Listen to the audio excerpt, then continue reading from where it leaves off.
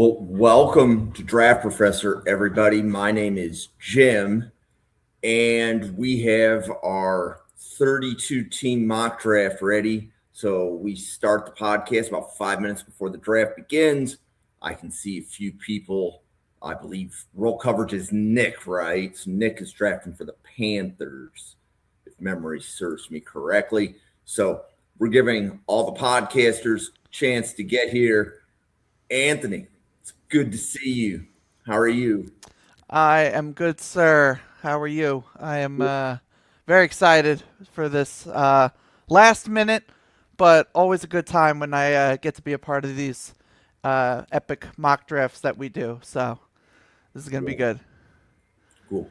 Well, while we're warming up and waiting for everybody to kind of check in, if you want to draft for your team in another week, go to the Draft Professor Twitter page, and the pinned post has the mock draft signups. So if you want to draft, if you're watching this podcast, you know, tomorrow or, the day after we do this, and you say, hey, that looks like fun, I want to do that, go to the Draft Professor Twitter page at NFL Draft Fanatic, no I in Fanatic. The pinned post always has the signups for the next one. And usually I get the signups up either Friday night after this one finishes or sometime over the weekend. I will be posting it. So, Anthony, do you want to let everybody know what your social medias are so that they can follow you? Yeah, you can find me on X at Anthony underscore Russo97. That's where I got all my draft content and stuff. There's our guy Steve. Love seeing Steve in the chat. But yeah, you can find me at Anthony underscore Russo97. Cool. And then Price Carter will be joining the podcast shortly. EJ was in a car accident, so EJ's okay. The car is not.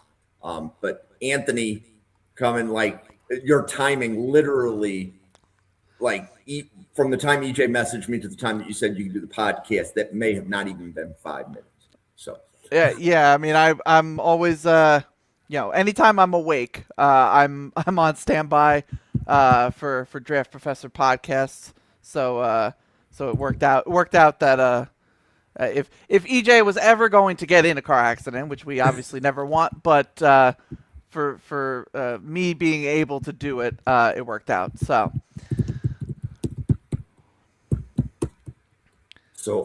I am in the process of getting all of the PR for the podcast done. I see Steve, I see Nick, I see John. It is great to see a lot of Draft Professor followers. Okay, and Ryan Sparks here. So Ryan, somebody took the Bengals, but if you want to draft for somebody else, you are more than welcome to draft for a different team. So and obviously, I am not controlling the Jets. So if Ty Simpson does wind up being the second pick, I'll have thoughts, but we'll so uh, we'll see what happens. so John will be picking for the Jets. And John, do me proud, John. That's all I ask. and John, I believe I gave you a second team to draft for. I'd have to go back and verify which team that is. Yep. So check the tweet, John, because I think I gave you a second team. Um, at this point, that's probably already buried into my Draft Professor feed. Yep. So, Drew, good to see you. And yeah, you can't draft every week, but that happens. Kind of thing. So, we are at 7:01, and we didn't have anybody picking for the Raiders. So, Anthony, I'll put you on the clock for the Raiders. Wow, challenging choice. Um, I mean, I don't know. I suppose I could have fun with it and just throw the entire mock into whack, but I'm not gonna. I won't do that. We'll have plenty of picks to be able to do that.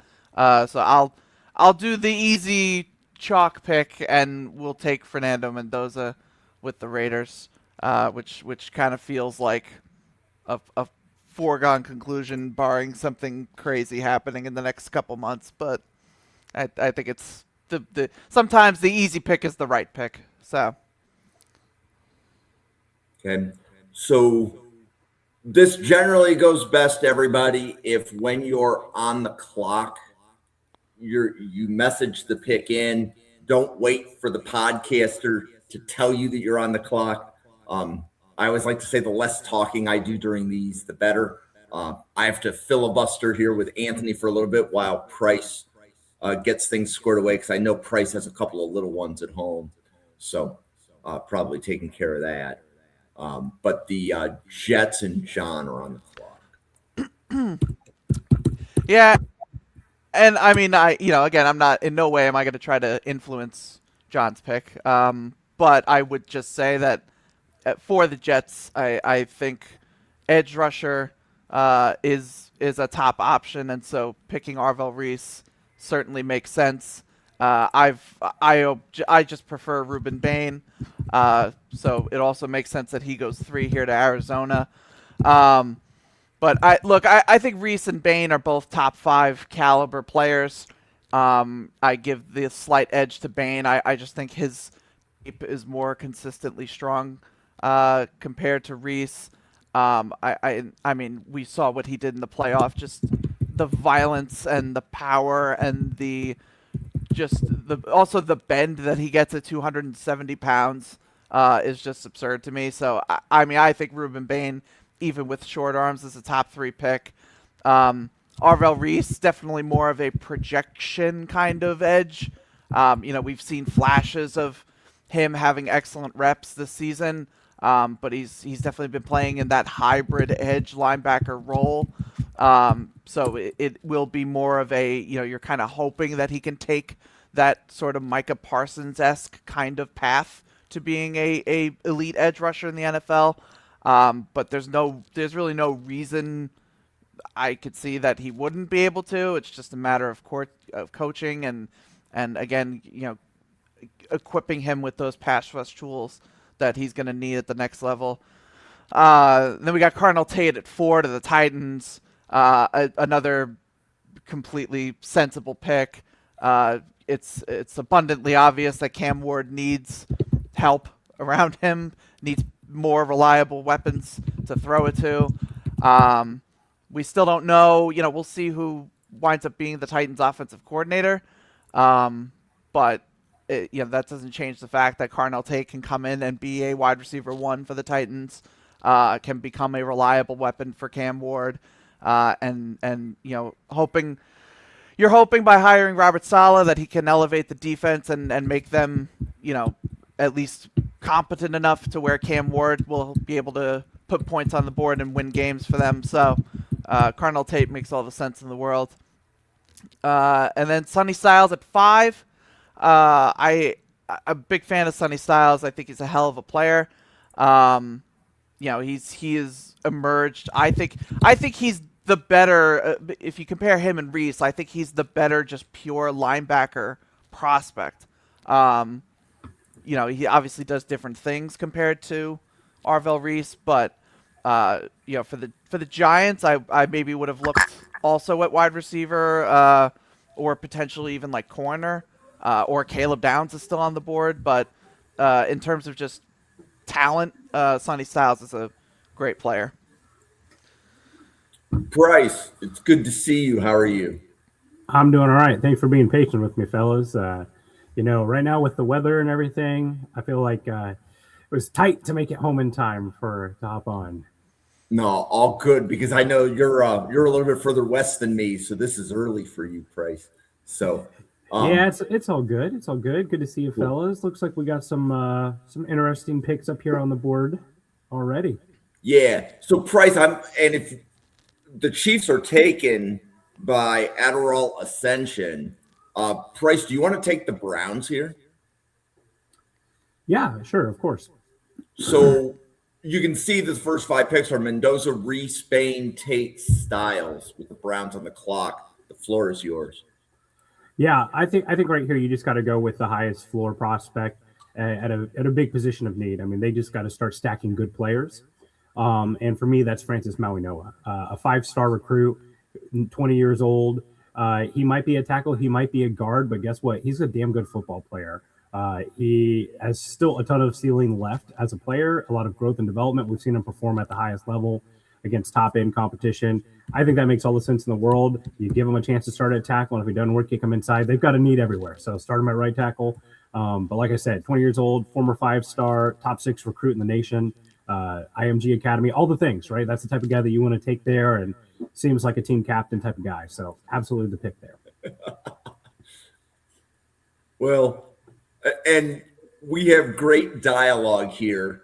So Adderall Ascension, it's all good. Anthony, any thoughts on Maui Noah? Yeah, I that was the pick I would have made. I like Price said, you kind of just have to start building up the rest of this roster. The offensive line is the glaring problem right now with the Browns. And sort of the beauty of Maui Noah is, if you're like me and you think he's better as a guard, or you think he is a right tackle in the NFL, guess what? He could play either for the Browns because they need both, and he would probably be a much needed upgrade at either spot going forward. So yeah, I totally in lockstep with that pick there. And then we got David Bailey to the Commanders. Dan Quinn will be thrilled to get that caliber of pass rusher in the defensive line room. I think the only issue is what you're getting on run defense is probably the big thing with him. But in terms of just pure pass rushing chops, his pass rush plan, his ability to win with speed and also with his hands is nothing short of top tier in this class. So if you're Dan Quinn, you are willing to, I think, deal with maybe he's not the strongest run defender in the world if you know that you're getting a elite, potentially game-wrecking edge rusher. So, Carter, what do you think of Jordan Tyson to your Chiefs? Yeah, I think, it's interesting with the wide receiver class. You've got all sorts of different flavors as far as what the fit is there. I think the fit that's particularly interesting with the Chiefs here is Jordan Tyson's the best man coverage beater wide receiver in the class. He has some strengths that the Chiefs have weaknesses, right? The thing that I come back to with Tyson is, and this is something that I'm going to say a lot about the Chiefs draft this year, is they cannot miss at pick 9. It has to hit because you're not going to be up in this era very often.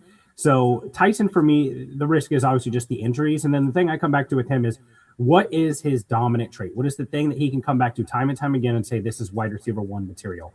I don't think he's overwhelming yak-wise. I think he's solid yak-wise. I think he's a good route runner, not a great route runner. He's okay in contested catches. He's not elite in contested catches. So that's my one concern with him, is that I don't see him as the highest floor receiver prospect. I think that'd probably be either Lemon or Tate for me. Obviously, the injuries are a concern with him too. But things I do like, I think highest ceiling, Tyson for wide receiver position, because he has a wide receiver 1 profile and he has reps that look like some of the best receivers in the class. I obviously did the Arizona State thing with him and said Ayuk for the comp for him, but I love him over the middle of the field. I love him in the slot. And I think he's got some of the best in-cut, out-cutting routes in the class.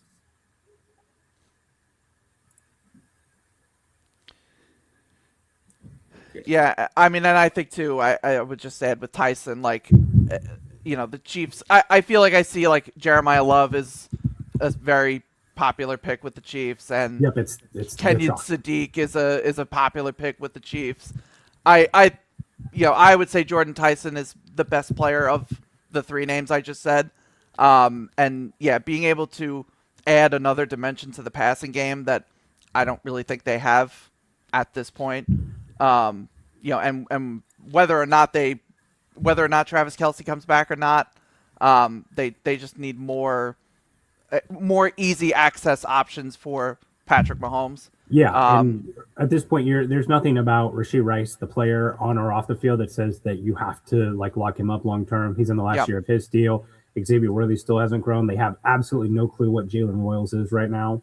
And then you still, that Hollywood Brown, he's not. I don't think you need to bring him back. Like there's just, there's a lot of unknown there. So he's probably not the pick I would have went there, but I can certainly understand it and I wouldn't hate it. Leading up to it, the Caleb Downs goes off the board to the Saints. I think that's interesting. They're a team that's constantly prioritized safety play with Tyrann Mathieu was there for a little bit. Now Justin Reed, Caleb Downs, he's just to me, he is the highest floor, highest ceiling player in the class. I feel so very confident that he will be a good safety in the NFL. And his ceiling is just a perennial all-pro, right? And we've seen these defenses in the NFL right now, especially some of the ones that are going to be playing on conference championship weekend, who they dictate to the defense, to the offense instead of the other way around. And his ability to be that chess piece who can play in the box, who can play in the slot, who can play deep and be good at everything. It's just really special. And the instincts are just fantastic. Just a no-brainer pick there. Yeah, in terms of talent and the talent level in this class overall, I'm totally with you. There's part of me that would have liked to seen them potentially take Jordan Tyson or like a Mekhi Lemon or something. I think that receiving core is pretty weak at this point. You don't really know what you have in Olave health-wise, and you just traded Rashid Shaheed. So that would be maybe my only critique. But, yeah, in terms of the player and what he can bring to a defense that certainly needs more talent on it as well, I'm all for that pick. And speaking of Mekhi Lemon going 11 to Miami, I think people might scoff at the idea that the Dolphins are going to draft another wide receiver in the first round. But look, Tyreek Hill is not long for the Dolphins at this point, clearly. You don't even know I don't know if Tua's going to be playing quarterback or if they're going to potentially go for Malik Willis or if they're going to look elsewhere, potentially drafting a quarterback later. I don't know. But Mekhi Lemon steps in and I think I'm not going to say, fills Tyreek Hill's shoes necessarily, but definitely offers you a lot of things that Tyreek Hill offered in terms of being able to stretch the field vertically and winning downfield. Also can make plays with the ball in his hands after the catch. Mekhi Lemon, I think pound for pound, he's only 195, but he is a physical guy that is not afraid to make contested catches and deal with tough coverage situations.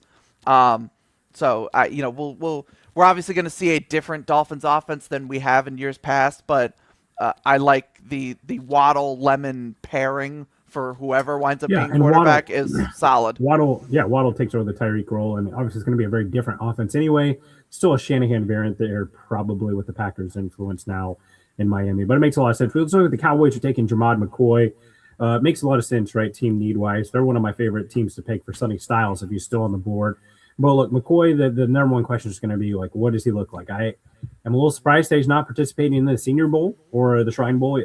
He's a guy that's going to rest on his 2024 tape, which is very, very good. He probably was a top 10 pick coming into this before the ACL tear, and I think his tape is still good enough to go in this vicinity. With him, it's the instincts, it's the ball skills, and it's top level competition, right? Like he's had some of his best plays, best games against Alabama and other teams like that in the SEC. I think the length with him as well too is above average. He's a really fun player, and I think that there's a team that's going to take him. The Cowboys make a lot of sense. I have him just one tick behind Mansour Delane because I think Delane's a little bit better a run defender than McCoy, but that's some of my Chiefs influence coming out who ask a lot of their corners to run defense. I think McCoy, he profiles a little bit more as that traditional cover corner versus Delane is a little bit more kind of do-it-all type of guy. Yeah, and I have to wonder too, if you're a Cowboys fan, are you going to be super comfortable taking another corner with injury questions? Oh, that's maybe not. Yep. But I'm totally with you though. Like in terms of again, like if you're getting the 2024 healthy Jermod McCoy, this is a no-brainer. And And the question really is it going to be a Will Johnson situation where we were able to rely on that really good tape that we saw from him, or is it going to be like other corners that we've had in the past where the injuries just plague them and they don't ever live up to the hype? Obviously we hope that Jermond McCoy is at his highest level, but corner is one of those positions where injuries can stack up and be a problem, and it can get downhill really quickly. So we'll see. There's like no way Jeremiah Love falls this far, right? In real life. I mean, yeah, the thing with Jeremiah Love is like I think he's I think pretty much everyone agrees at this point he's RB1. I think it's kind of just the value of in a overall week. I don't know. I don't like calling it a weak class, but like it's not as strong at the top, I guess, as other years. So are you going to take a running back with a top 15 pick when the other premium positions are already at a weak point?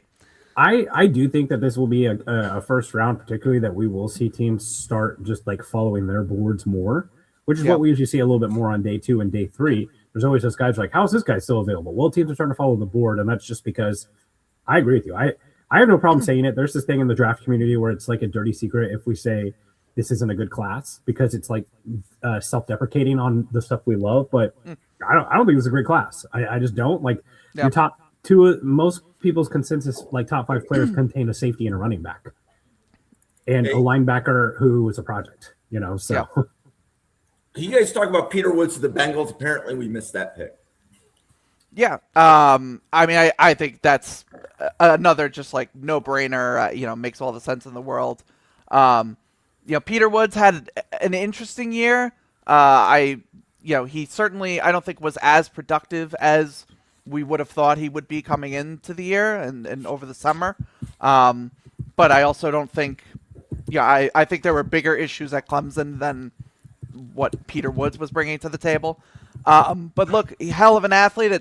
He's 315 pounds, but he lines up all over the defensive line. He can plug up the B gap, but also, even line up, as like a 5-tech. He has the explosiveness to win on the inside and penetrate. Against the run, he's so strong and powerful that he's able to, just condense the pocket and get into the backfield. It's really just a question of, was the production fall off a Peter Woods issue, or was it more of a just Clemson issue and a misuse issue? We kind of won't know until he gets to the pros. It does feel like he maybe took his foot off the gas a little bit, so to speak. Yeah, it's just going to be that way with all the Clemson guys this year, right? Talk about a group of guys who got to have a good combine, got to have a good Senior Bowl if they're going to be down there. All those Clemson guys, they all fit into that bag. I'll say, like, Peter Woods, I'm a little bit more optimistic on him as far as the pass rusher go. I mean, this is a guy who's number 5 on the freaks list for a reason. Like, he's so athletically gifted. If you look at some of the advanced analytics, like run stops per game, PFF run defense, pass rush win rate, like, he has a similar profile to some of the better defensive tackle prospects we've seen: Jeffrey Simmons, DeForest Buckner, Mason Graham, Grady Jarrett. So he has a profile that the analytics like. It's just, again, are you going to rely on that 2025 tape or the 2024 tape? It's a tale of 2 years for him. Looks like Ravens here go Vega Ione, the interior offensive lineman for Penn State. Feels very Ravens, right? To just like, hey, this is value that's falling down the board here, and we're going to grab it. Obviously, that interior offensive line kind of really started falling apart towards the latter part of the year. They've just not been able to fill that need that they have there on the interior offensive line. And Ione is, bar none, the first, depending on how you believe, on the tackle from Miami, he's probably the top tier interior offensive lineman in this class. And that's a high level fit too. We obviously don't necessarily know what the Ravens offense is going to look like yet as far as offensive coordinator goes. You think about Derrick Henry, you think about Lamar Jackson, you think about that power run game. That sounds a lot like Ione's game, and that seems like a high level fit. Yeah, and you now have Jesse Minter as head coach, who just spent the past few years working with Jim Harbaugh, who is, if Jim Harbaugh was making this pick, he would be all over Ione. So it certainly makes sense from a culture and a scheme fit. Kenyon Sadiq to the Bucks, it might be the first pick that I'm scratching my head a little. And I certainly think Sadiq is an upgrade over Kate Otten. And I think he's a good player. I think he's the best tight end in this class. I'm just at a point where, well, one, I'm not convinced that Sadiq should be a first rounder. Late first rounder, I guess is fine, but I'm not as sure that his ceiling is as high as a top 15 pick ought to be, even in this class. And two, I think the Bucks have bigger problems that they should go with here. I think, pass rusher. I would say even the secondary, and I would also say linebacker. I basically anywhere on the defense, I think would have warranted that pick more than taking a tight end here. I think I would have looked elsewhere.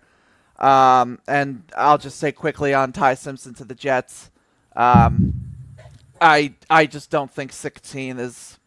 I don't think he warrants that spot. And it's not even just the Jets. I don't think Ty Simpson is a first round quarterback at this point. But especially for the Jets, I would rather them just take another really good football player here with a multitude of needs that this roster has and punt quarterback to 2027 with 3 first round picks.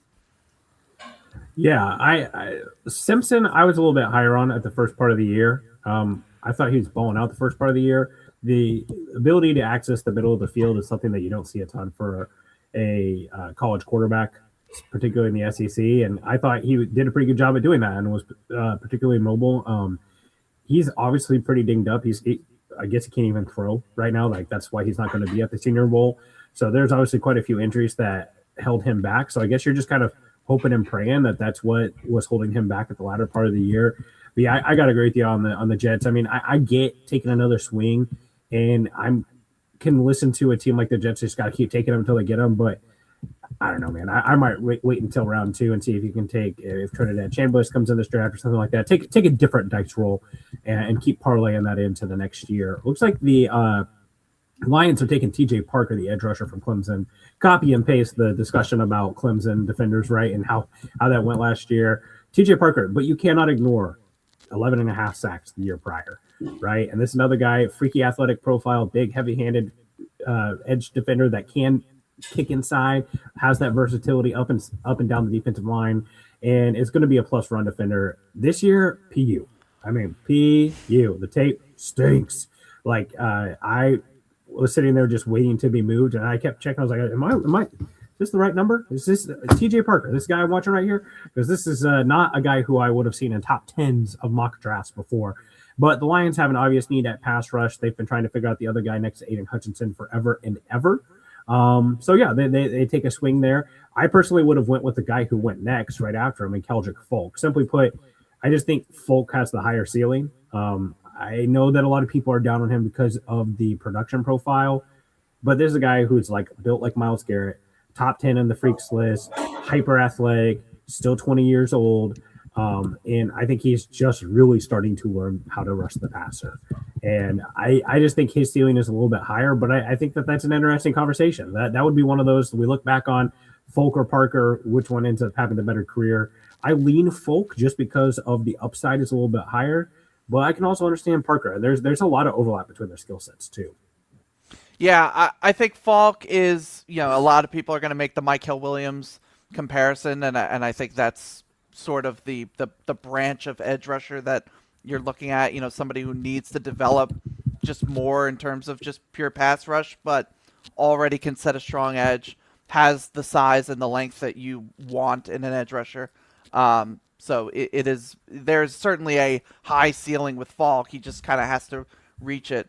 I think the Vikings took Jeremiah Love at 18, which I think is a solid spot for Jeremiah Love. And if you're the Vikings, you're probably still trying to make JJ McCarthy work, even if I'm not convinced that is going to work. But giving him a solid running back behind him. Aaron Jones is, he's been a really good player for years now, but he's getting dinged up. He's getting older. You have a young offensive line. You took Donovan Jackson last year. You have Christian Darrisaw, who's a premier left tackle when he's healthy. You want to run the football if you're Kevin O'Connell to open up that passing game for JJ McCarthy. So getting, again, like the premier back in this class, I think makes a ton of sense. And at 18, I'm more willing to, say that Jeremiah Love should go there as opposed to like the top 10 where I've seen him mocked quite a bit. I think that's a little too high for him. Okay, so it looks like the Cowboys are taking Caden McDonald, the defensive tackle from Ohio State. And you want to talk about like a top 10 football player in this class. Positional value would be damned. Caden McDonald against the run, it's just, he's an immovable force. His ability to take on double teams and not be moved, the amount of plays that he impacts that won't show up in the box score, it's just so high. And if you think about what the Packers are kind of building along that defensive line with Quinnen Williams with him, that is a tandem that, and I mean, I think Quinnen Williams is good against the run, but I like him as a pass rusher just as much. You start building that brick wall around them. They've got Ezeraku, who's coming into his own as a pass rusher as well, too. You really start to see what they're trying to build there against the run. And we know that that's something that they've been focusing on for quite some time, is the ability to stop the run. The only thing I'll say is, like, I don't know about you guys, but the defensive tackle class might be my favorite position group in this draft. How wide is the gap between Caden McDonald and your DT 3 and 4? I mean, I just don't know how wide the gap is between him and someone like Lee Hunter or Dominic Orange or Dante Corleone.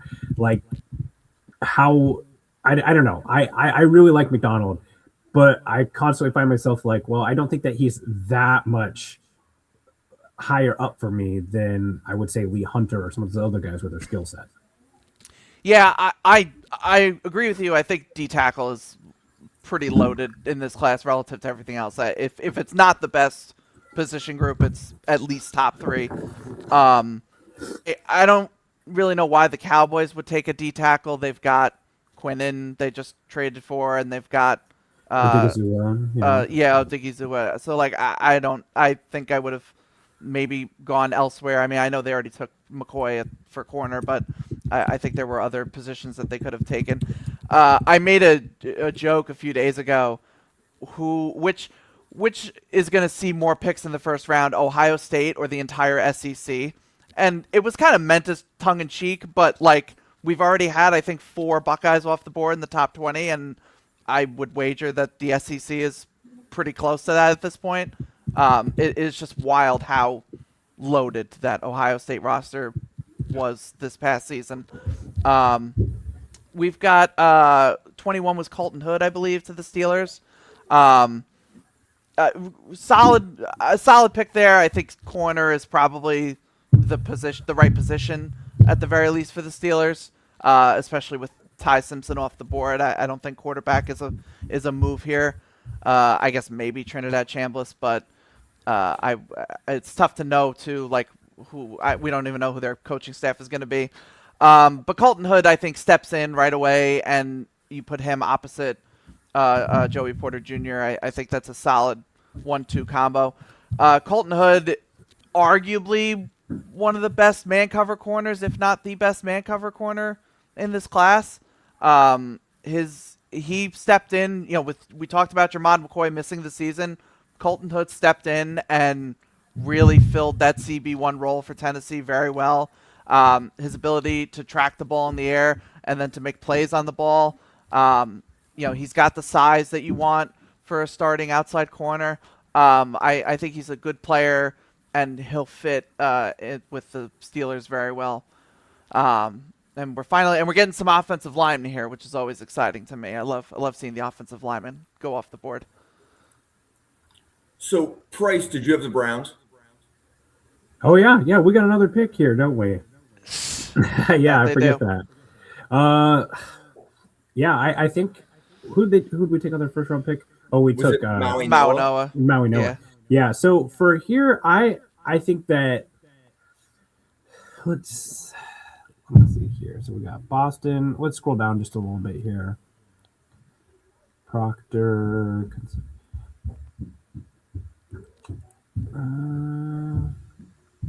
Yeah, I think I'm going to go with Denzel Boston here. Obviously, there's the never-ending quarterback question in Cleveland, but the wide receiver room feels like it's lacking at an adult, right? Like Jerry Judy's kind of their best player. They've got Cedric Tillman there. And I know that someone wanted to kind of get into the conversation between Denzel Boston and Mekhi Lemon. And I think the thing that you like about Denzel Boston is he profiles as an X receiver, but moves much better than that, right? First off, I love him because he will block his butt off in the game. You can see that in the Jonah Coleman tape. He's really good at blocking down the field and loves to do it too. He is I would say, slightly above average contested catch guy, moves really well. Like the way that he moves kind of is Mike Evans, kind of Drake London-esque. As far as his ability to track the ball when on the outside of the middle of the field. I think the thing with him and the difference between Mekhi Lemon is that you're just looking at different ways to attack defenses, right? Mekhi Lemon, I think his primary gift is yak and acceleration and tackle breaking. And then he's pretty good in contested catches, pretty good route runner. Boston, I think you're looking at stretching the field, looking at being able to take over a game over the top of the defense, those type of things, and more of a red zone threat as well too. So I think obviously there's quite possibly like a 7 to 8 inch difference between the two when it comes time to the combine. But don't let Boston fool you. He returned punts for Washington, even had a punt return touchdown, surprisingly athletic, son of the NFL Pro Bowler himself. So I love Mekhi Lemon. I know a lot of the advanced analytics do. I personally think Boston is just a higher level fit for what the Browns are looking for because they've got their slot guy. They've got Judy. They've got Fannin who can do some of those things as well too. Boston profiles more as that traditional X wide receiver. Yeah, So- I think. Oh, go ahead, Jim. So, Anthony, I was going to give you the 49ers, and then you can backtrack to the other picks. Sure. Yeah, I could do the 49ers. Just trying to think of what they would want to do here. Is Caleb Lomu still? Yeah, He he's there at is. 4. I think that was the first thing that came to my head. Concepcion is kind of tempting, but I'll go Caleb Lomu there. I think they need to figure out inevitably Trent Williams is going to retire at some point. I don't know when it's going to happen, but he's going to do it. So they're going to need a left tackle of the future. And Lomu is a guy that needs a little more seasoning, but man, what he's flashed as a redshirt sophomore, the skill set and the technique that he's shown, absolutely has NFL left tackle written all over him. I'll talk about Caleb Banks to the Bears. Caleb Banks came into the year for me as a top 10 player in this class, and then he kind of, he started good and then had the foot injury and then came back from the foot injury and then looked good after the foot injury. So it's tough to, I don't want to bring down his stock too much after this season, even though it wasn't quite what I had hoped for. But I still think, you're talking about a guy who's 6'6", 335 pounds and has 35-inch arms. And yet, despite how big he is, I think he moves so well for his size. Particularly, I don't think he, for someone who is 6'6", you would probably think that he loses in terms of leverage, like a lot. But he actually doesn't. I think he's actually pretty flexible and is able to not have guys get under his pads as often as most 6'6", 6'7" players would. So I think he has all the traits of a potentially dominant defensive tackle. I think he can add a little more to his pass rush repertoire for sure. But I think because he's so physically gifted, I see the path for him to be able to do it. So I think at 25, getting a player like Caleb Banks, who could potentially again wind up being a top 10 player in this class, I think that's great value for Chicago there. Yeah, with Banks, man, I mean, he has the Chris Jones build. Like Chris Jones right now, he's like 6'6", probably 295. Caleb Banks is like 330, but that's about where Chris Jones came out at Mississippi State. And the pass rush profile isn't that much different from where they were. Now, obviously, there's a lot of work in between there, and obviously the foot injury for Banks is a major question. But, man, The upside there is really tasty, and in this class, I think that's what you got to rely on. Isaiah World, the Rams take him. Obviously, like they've got some tackle questions. They've got a Lyric Jackson on the left side. The right side with Havestein is probably getting close to needing a replace. And World had a rough playoff stretch, but he has all the physical tools. I think he's a guy that could use a year. And I think the Rams are a type of team that could probably afford that luxury, honestly, as far as giving him time to develop and grow. He's got tools, he's got traits, but he just panics. Like he is someone that really worries about the space between him and a defender. And that's when he abandons his technique, starts bending at the waist and lunging. He's a guy that I think he needs more time. Nothing wrong with it, but he's definitely a guy who needs time. Yeah, I'm with you. I think World. Somebody, I forget who it was. I apologize, but somebody said like, he has first round tools, but like had undraftable tape, and so now you're just kind of trying to find where that lands in the draft. Would I take him first round? No. But yeah, as a if you plan on investing multiple years, he probably rides the bench at first. The Rams, like you said, can afford that luxury. So if you're banking on he develops into the kind of player that we think he could be with those tools, then sure. But for me, I would struggle. I'd honestly struggle to even take him day two. I think he needs a lot of work. I think he had a bad lunging problem this year. Like you said, he panics and he loses reps, and he loses reps bad. So I think again, like he just needs a lot of coaching up and a lot of work to be done before he's a reliable starting tackle in the NFL.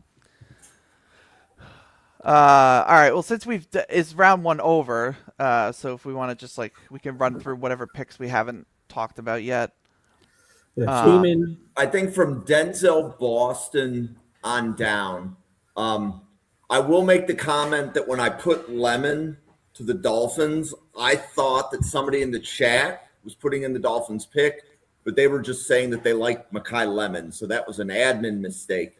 But there was a comment about, do you like Lemon or Boston in the top 12 higher in the chat? Yeah, I mean, I like Lemon more than Boston. I think there is, they're two very different builds and they have different skill sets. So it probably kind of does depend on the team. But overall, I like Lemon more. I will say though, I have no problem taking Lemon top 12, and if Boston went 11 to Miami, I wouldn't hate it. I mean, it may be like a little bit of a reach, but nothing that I would condemn the pick for. I genuinely think like the top 4 or 5 wide receivers in this class are all very good wide receivers that warrant being picked pretty early in the first round. Okay. Anthony, you're on the clock for the Raiders in round 2. Terrell Surratt and Chris Johnson just went off the board. And they took Mendoza first. Oh God, where do we go? Oh, the Raiders are bad. They have. So we've got Mendoza, Gentee, Bowers is basically our offense of the future. Definitely could add a wide receiver to sort of round out that passing game. Are they going to trade Max Crosby? I don't know. It seems like I think they should. Whether they will is probably a different answer. And the secondary still needs some help. And the offensive line was also bad, but I think that was more of a coaching issue than a player issue. What's our wide receiver board look like? I haven't even paid attention to what wide receivers have gone. Bernard, yeah, I'm looking at Bernard. I'm looking at one of the Bells. I like Omar Cooper too. And that's the move right there, right? I think it is Mendoza and Cooper. Yeah, that's what I was going to say too. I always love pairing a wide receiver with their quarterback if possible. So yeah, we can do Omar Cooper there.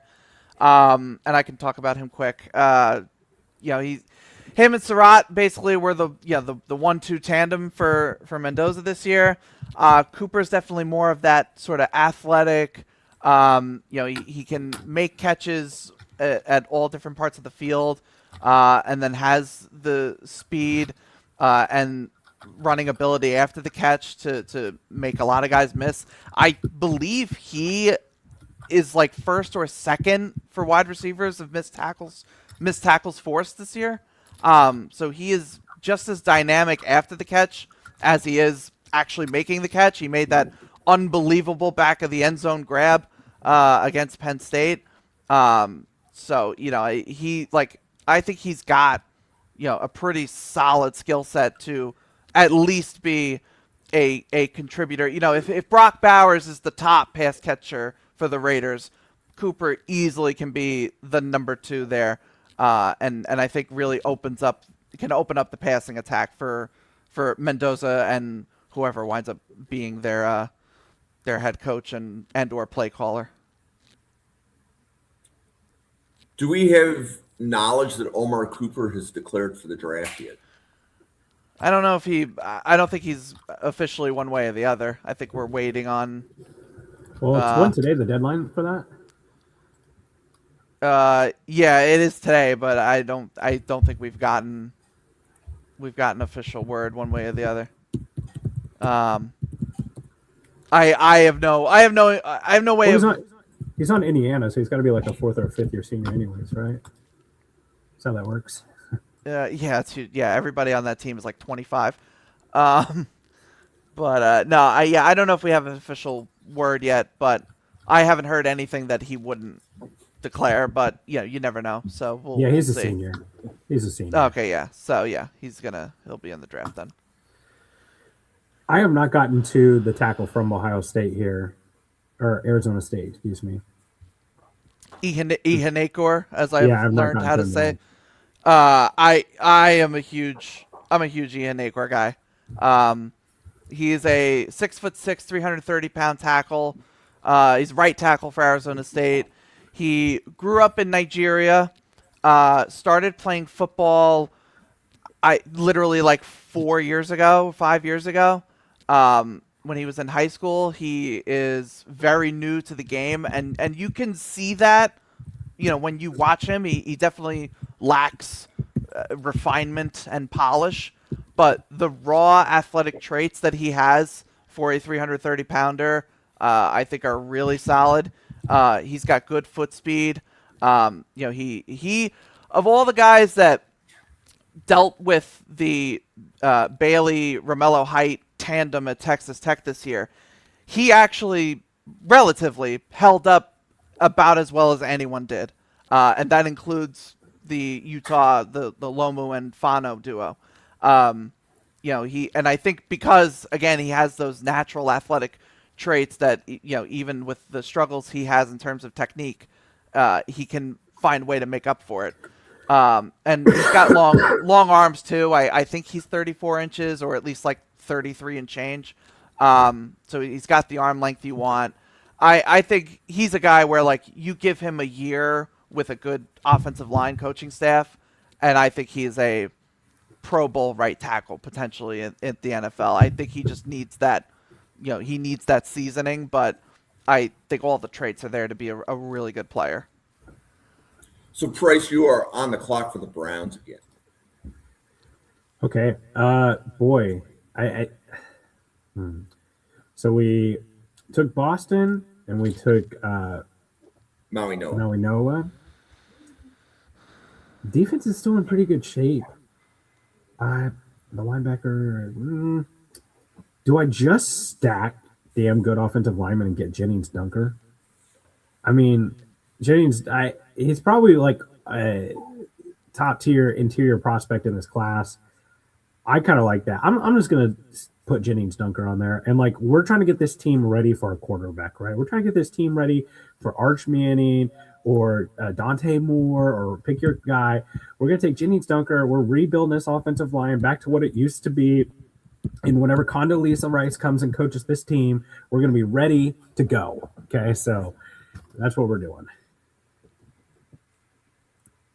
I mean, I think that all I definitely think the Browns can double dip offensive line with, if not their first 2 picks, like 2 of their first 3. The offensive line is that bad. The Browns are going to likely have 5 completely new offensive linemen at least 2 years from now. Like Yes. it is that dire of a situation for the Browns offensive line. And like you said too, like, whether it is drafting Arch or Dante or whoever, pick your quarterback next year, or if Shador does work out to where he gets to a point where he can actually be like a good enough starter that you feel like you can build around him. Either way, you want to get the offensive line up to a much higher standard. So I fully support, again, like just beefing up. I mean, you got Mawanoa and Dunker on the right side. That is a good luck. Good luck to any defensive tackle trying to deal with those 2 in the run game. Yeah, forget about it, man. They are going to move you wherever they want to. You think about what they're building there with Judkins and Fannin and Sampson too. You start getting an identity. Obviously, Fannin is not exactly put his hand into the dirt wide tight end, but he's a guy who can be a movable piece and allow you to dictate to the defense and heavy personnel, which is probably what they want to be. Yeah, for sure. All right. Well, I mean, I could. You're the Chiefs guy, so yeah, I'll let you talk about R. Mason Thomas will play stand-up off-the-ball linebacker for Steve Spagnuolo. Of the lighter, smaller-bodied edge defenders, at this point, if you're putting R. Mason Thomas on the Chiefs, you're just wish casting something that they've never shown the propensity to do. Josh Uche was traded to this team, put into the witness protection program, and played off-ball linebacker in the last week of the season. Thomas is small, severe length concerns. He's got some serious juice. I know that the Oklahoma defense and Jim Nagy and those guys talk really high about him, but there's just no track record to say that the Chiefs would use this type of player. Do I wish that they would? Do I wish, David Bailey's my number 1 player on my board. I love David Bailey. I think he's better against the run than he's given credit for, and I think he is more thicker and dense than R. Mason Thomas. But yeah, R. Mason Thomas, I just don't see that as a high-level fit for him. And again, like the length concerns and stuff are just a really big concern for him. And we're not going to get to see him at the Senior Bowl because of some injury concerns for him too. So like I said, I just don't think that the Chiefs will take that type of player.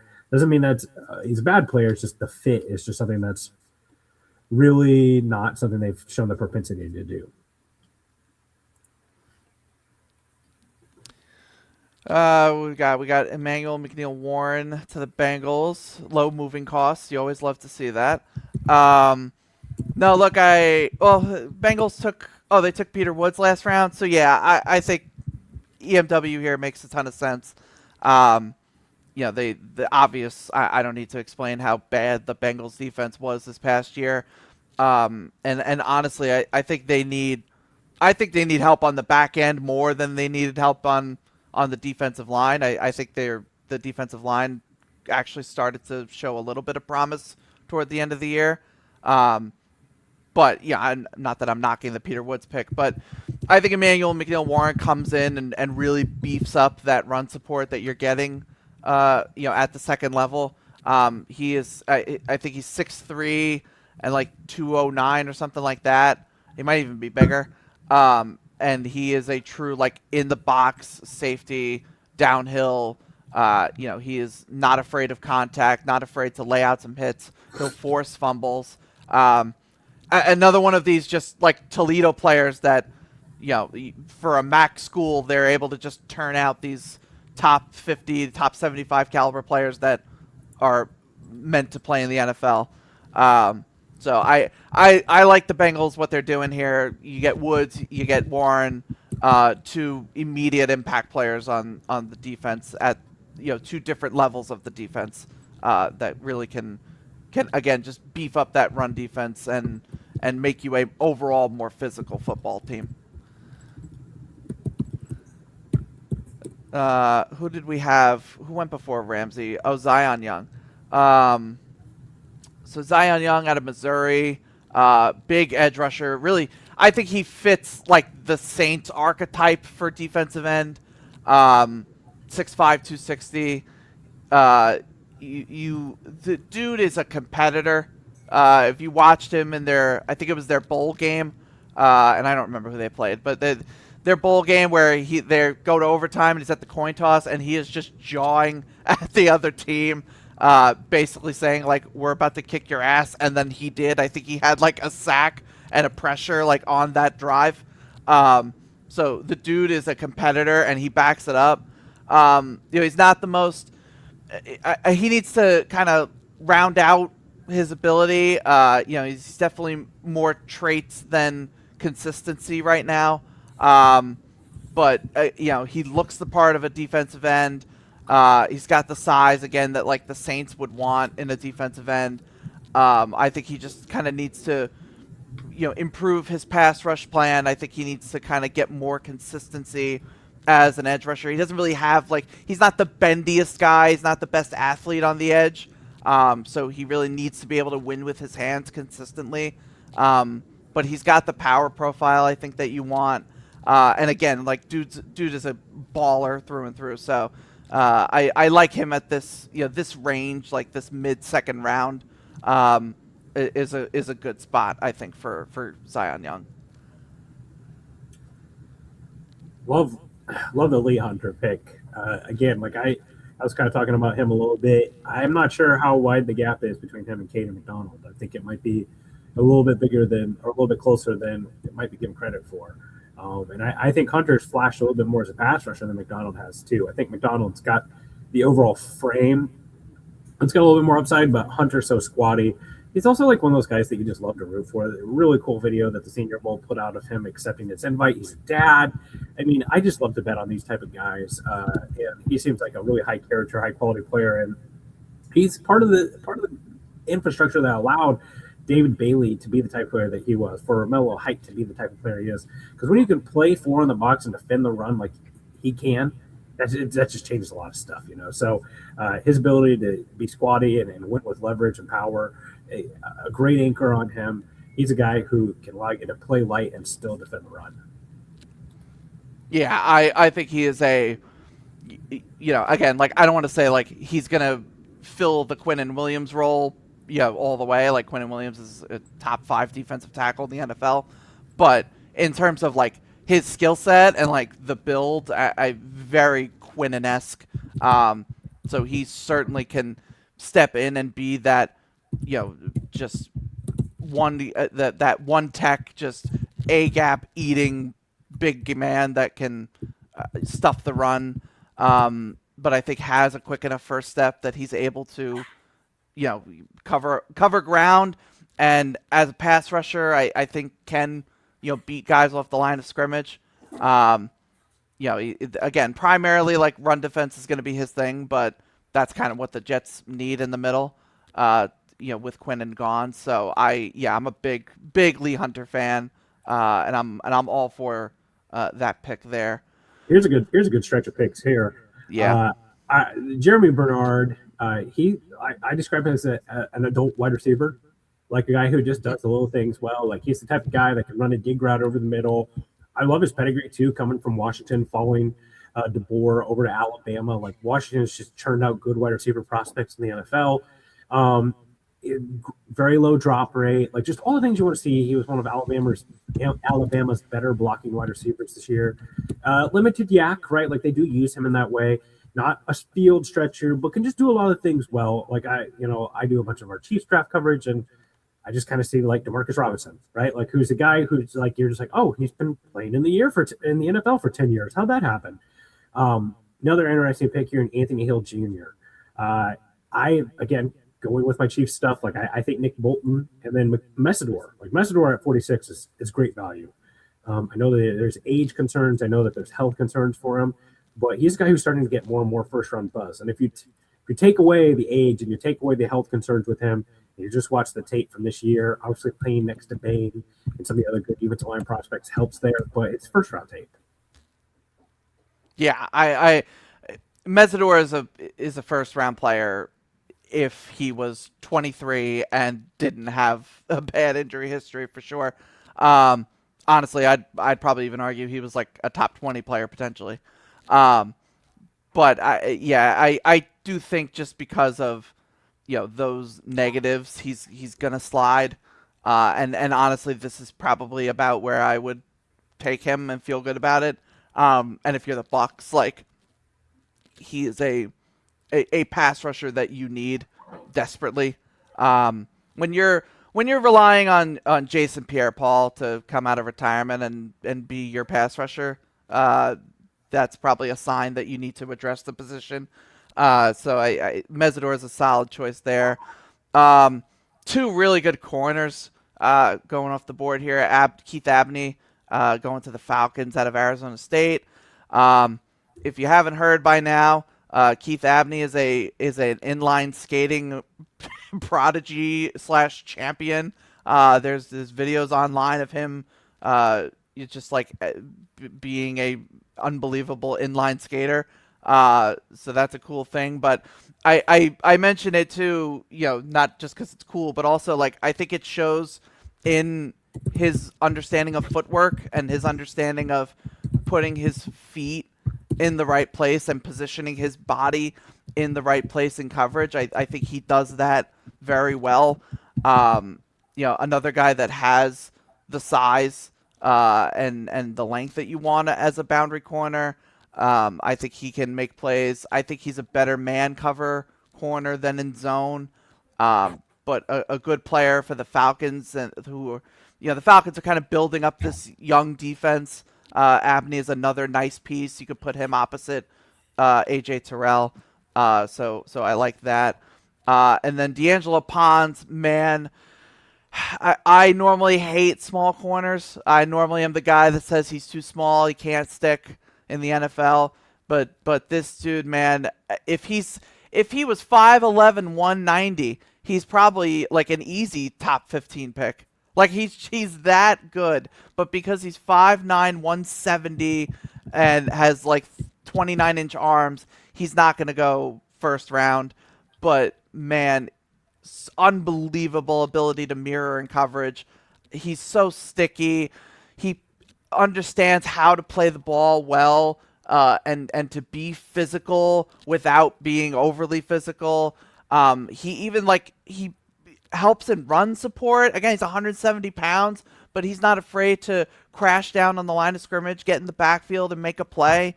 Like, dude is just a beast in a 170-pound frame. I just worry with him. Like, I think everyone just wants to okay, well, he'll just play in the slot. He's not played in the slot at all. No, at all. Like, I think he took like 10 snaps there this year. Those probably aren't even true slot snaps. He's played out wide. Reminds me a little bit of Kobe Bryant from Kansas last year, who is another guy that everyone just loved in mentality, his competitiveness, and then he's a UDFA. Obviously, I don't think Pons is going to be UDFA, but I do think there's a chance that we're sitting here on day 3. Like, how is D'Angelo Pons still available? And the NFL is just scared of that size. And, there's not that lengthy track record. Like McDuffie, who was a smaller corner, like there was a track record of him playing in the slot and playing really well.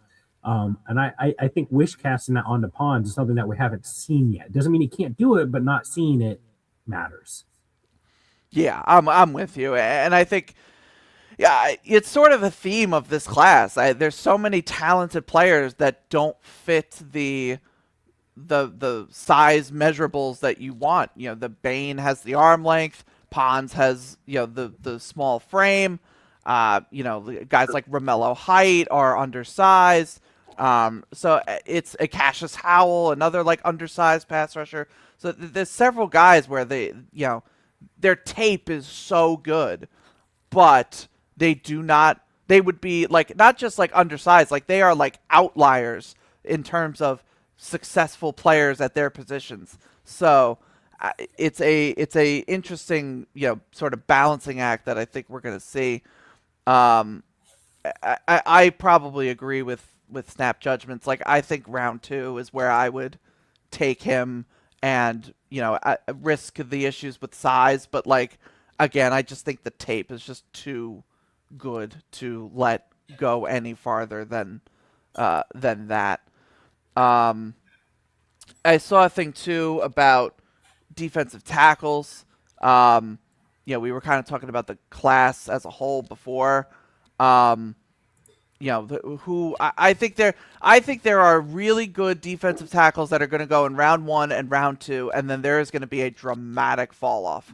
I think like we talked about Lee Hunter, we talked about Cade McDonald who could go round 1 or round 2. I think I would throw I think Dominique Orange is a really good defensive tackle that can go on go in the second round.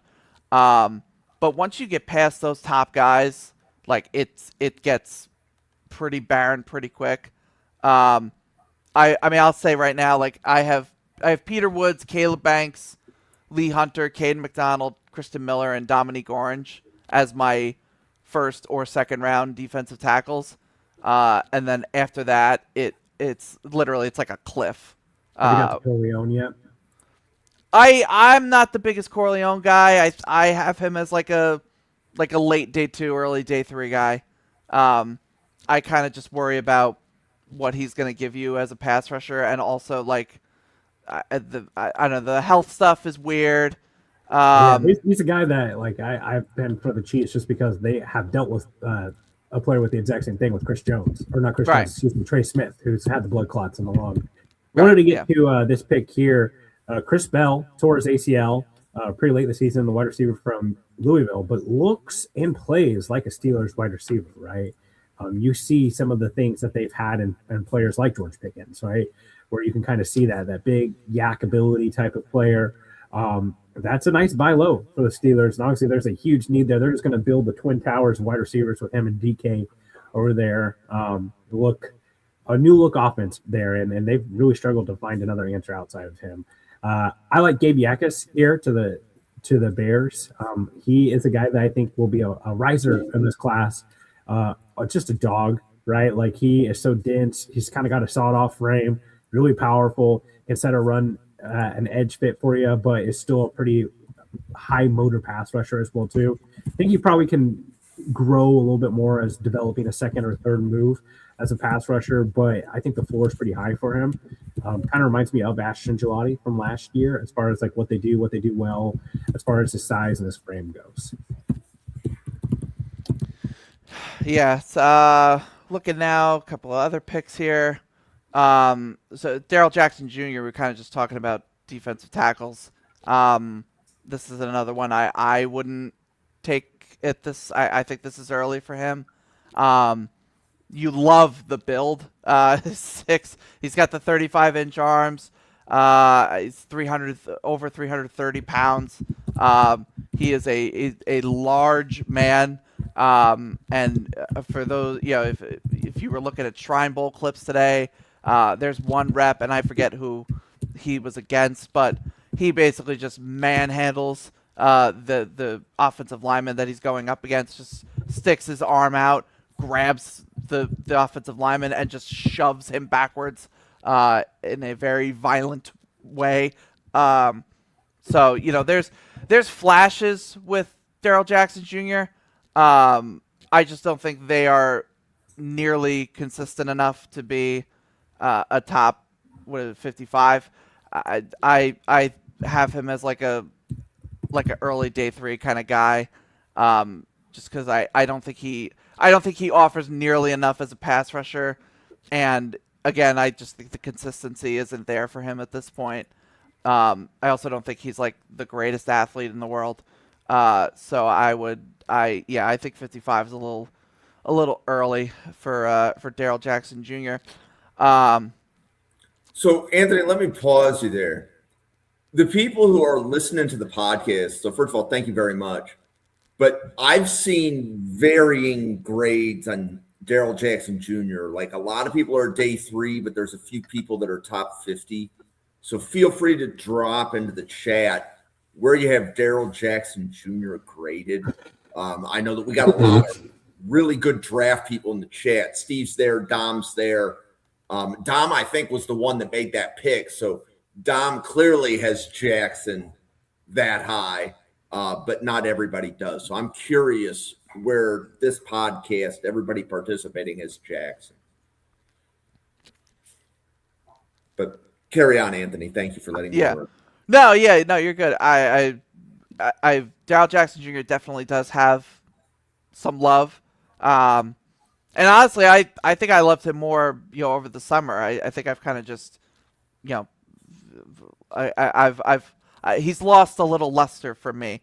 Um, but where did Thieneman So go? that is if nobody. So just know everybody, if you're drafting against Randy, you have to take Thieneman before the Patriots pick.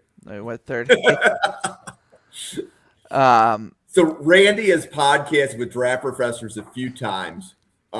His love of Dylan Thieneman and his love of Dylan Thieneman's fit for the Patriots. It borders on Bryce Lance for Anthony. that's something. It's something.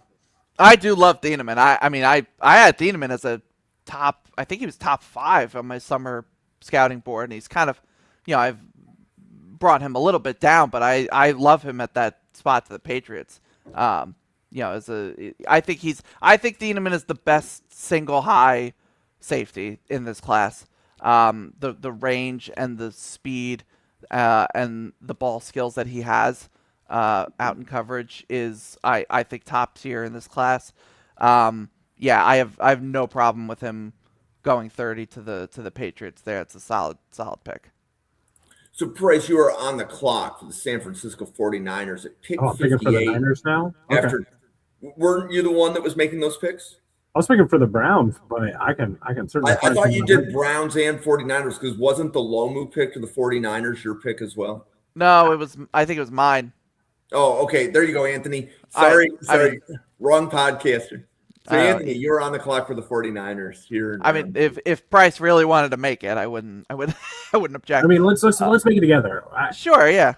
Cisse makes a lot of sense here. Cisse does make sense. I'm trying to think what other positions they would even need. State on the outside. Gosh, I can't remember where all these kids. The Western Kentucky kids in the slot. I just remember what schools they go to. Upton Stout. And then, you've got a makings of a nice back seven there. Obviously got Mustafa at safety. And then you're really starting to build a secondary again that reminds you of some of the days when that defense was really at its top. I know that there's some needs at wide receiver and stuff too, but you hope Pearsall and some of them kind of keep coming along. I like Cisse there. I think that makes sense. I'm trying to think what even other positions I would say, but Braswell's there. I'm not as high on Braswell as some are. No, neither am I. And you're still I know the pass rush sucked, but you're probably still hoping that Michael comes along more.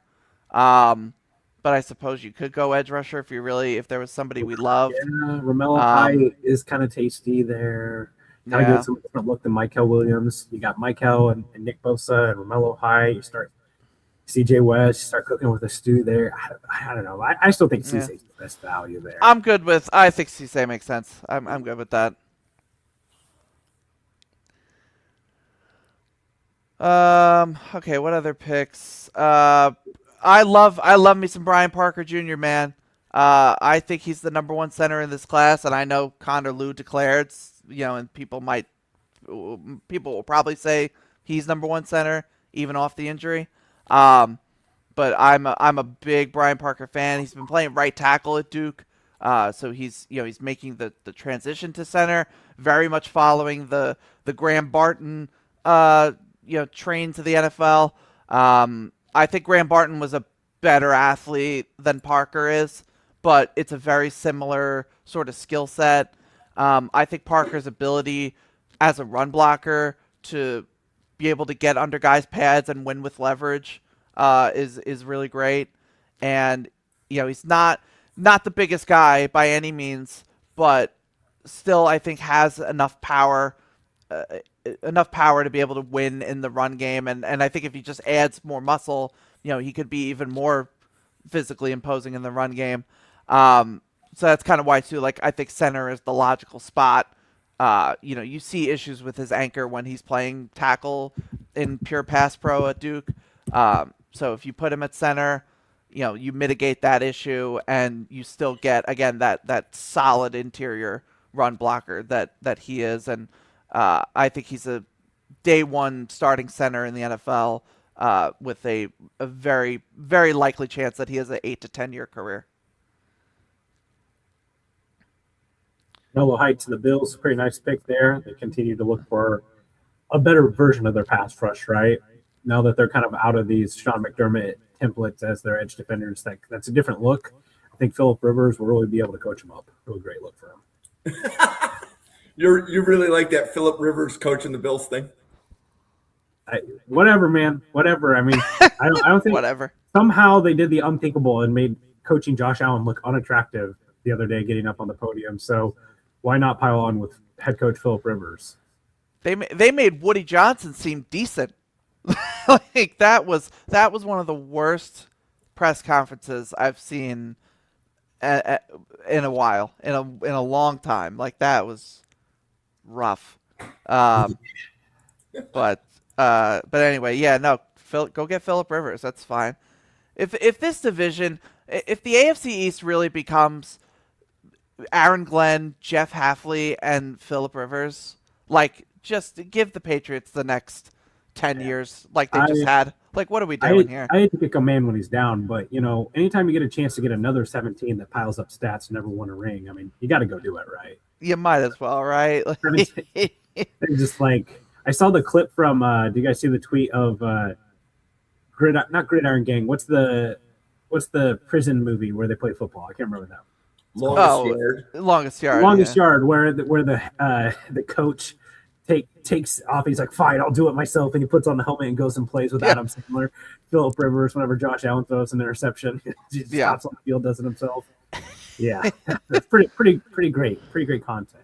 That's good. Okay, let's see here. Jonah Coleman. Jonah Coleman is one of those guys that I think the athletic testing and stuff isn't going to be as nice to him as it might be to some of these other players. But then you turn on the tape and you're just like, hey, this dude's balls. The contact balance is great. Pretty nice pass production profile for him as well, too. He rips off chunk gains and has had some home runs in the breakaway runs and stuff like that, too. So I do think that Jonah Coleman has a chance to be your RB3, RB4 in this class. Kind of depends on where you stack up on Price and Johnson and some of those other guys. But I think Jonah Coleman has a real chance to be a lead back. And something that I've kind of been hitting on lately is just there's not a ton of backs that have been truth bell cows in this draft at the top, right? Like Jeremiah Love has been kind of, but not quite because of Price. And then Singleton and Allen have both played off each other as well. But Coleman's taken a full workload. And I do think that matters here. And then I love this too. Here, I'll plug. I've got Nebraska gear behind me. Emmett Johnson. Emmett Johnson's my running back too. The pass production for him is something that is severely underrated. They run that blend of the air raid system under their offensive coordinator. They will motion him out of the backfield, and he'll run a route from empty. He runs Texas route, angle route, swing routes, go wheel routes, and he's been productive on them. Screen passes, shifty. I think he's better for a team that's going to run a lot of zone than gap or duo. But I love Emmett Johnson. I think he has a chance. Like I said, he's my RB2 behind Jeremiah Love. He's explosive. I think there's some long speed concerns with him. But, I mean, Emmett Johnson to the Cardinals, that's like one of those guys that you're taking in the third or fourth round of your fantasy draft and could be a league winner for you because I think the opportunity there and what he's put on tape says that he could win you your fantasy league. Hey, Anthony, you are on the clock for the Raiders. I am. I took we have the Indiana duo, right? We took Mendoza and Cooper. All right. I mean, I feel like I got to address the defense at this point. What's the linebacker board? Golday, like? Fisher, York, Murdoch. Yeah, I love me some Jake Golday. I think that's where I'm heading. Yeah, let's take Jake Golday. Okay. I don't even. Well, yeah, and I mean, obviously, we don't know. We don't know who their coach is going to be, and we don't know like what their scheme is.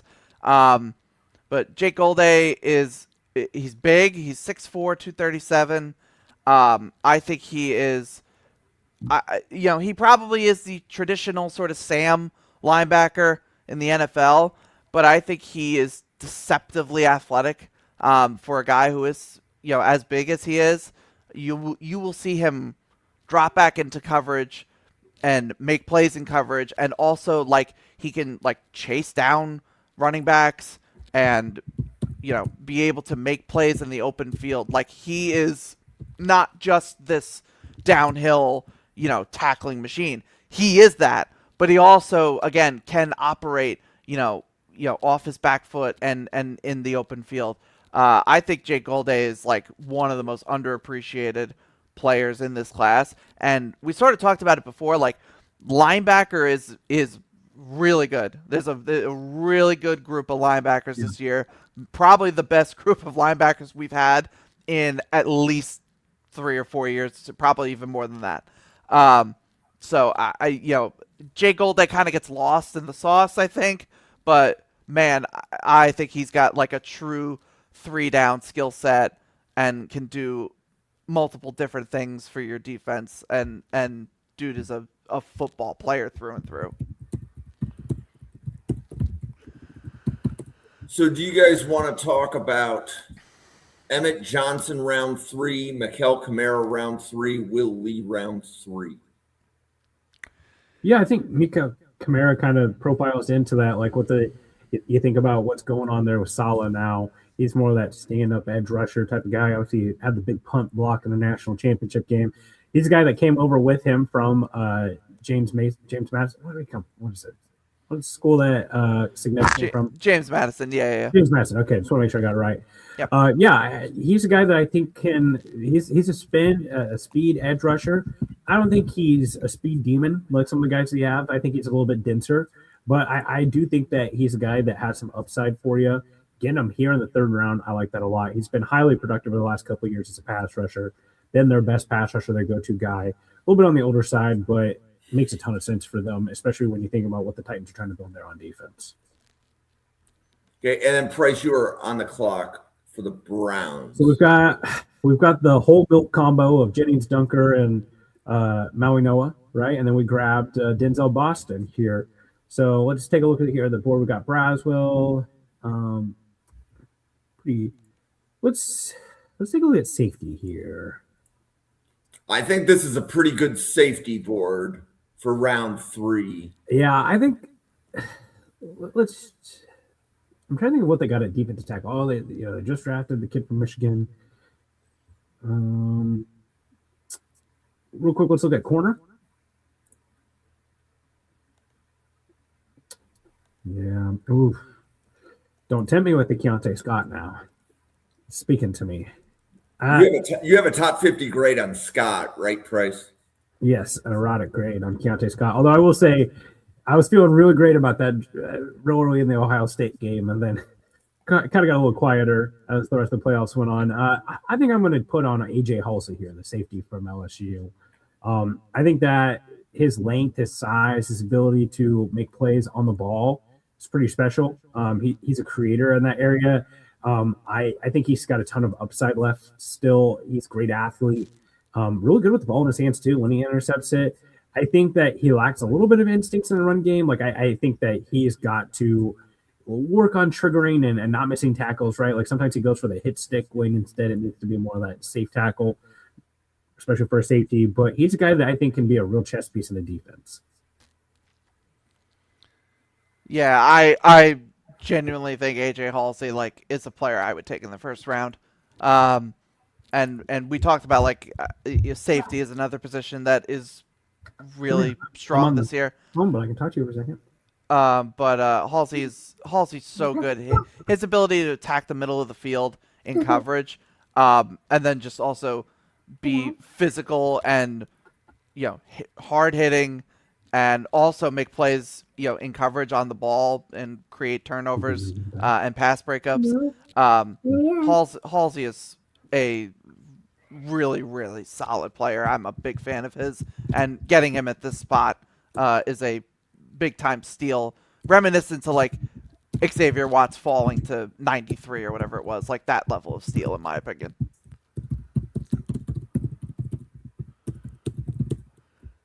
Who was our last? Was Halsey the last pick? Did we have one after that? Yeah, actually, Jalen Husky went to the Commanders. That's a player I would love to hear more about. Yeah, so Husky's interesting. He's at the Shrine Bowl this year. You always love to see those low moving costs. getting him from Maryland. I I know he's a bigger player. I remember watching him like earlier this year, but I haven't watched him in a bit. But I know he's a bigger, I think more of a box safety. He'll play in the run game well. I haven't seen him this high, and I don't think I'm gonna have him wind up this high for me. Price, I don't know if you have more on Jalen Husky, but I've have had not him gotten as to them yet. I've had him as a day 3 player. So I think yeah, Jim, you could check out the safety shows on Draft Professor if you want to know more about Jalen Husky. So Steve, the reason I said that is that other than our safety show, I don't hear anybody else talking about Husky. So this is me saying, with all due respect, I just want more opinions. Because even if I get a second opinion, I'm going to ask for a third. But yeah, I remember like briefly seeing Husky earlier this year, and not. I wouldn't have pegged him as the 71st pick in the draft. But maybe it's worth a revisit then, because that's not where I've seen him go at all. But so where have you seen him going, Anthony? I've had him as like a day 3 guy, and I feel like that's what I've seen for any time I've seen his name, which isn't much, to be fair. But I haven't seen anyone put him in this range. And Price, how about you? Have you watched Jalen Husky yet? No, I've not gotten a chance to get to him yet. Okay. So he's a corner converted to safety. And Mel Kiper actually shouted, the first time I ever heard of Husky's name, Mel Kiper shouted him out on his draft show. And obviously Mel Kiper lives in Baltimore. Husky goes to Maryland, right? Doesn't take much to connect those dots. When both Steve and Taylor graded Husky, the grade came back day 2. So yeah. Bengals getting Zachariah Branch is kind of interesting. Obviously, they've gone defense here, but you think about what they've got with the wide receivers, but they don't really have that kind of like movable, dynamic speed threat underneath, and that feels pretty lethal, right? Like they do so much field stretching and down the field work with Jamar Chase and T. Higgins. But having a guy who can just turn up yak underneath with all that space could be pretty spicy for an offense that might need to score 50 on a regular basis. So Zachariah Branch, obviously a former 5-star, was at USC, transfers over to Georgia this year.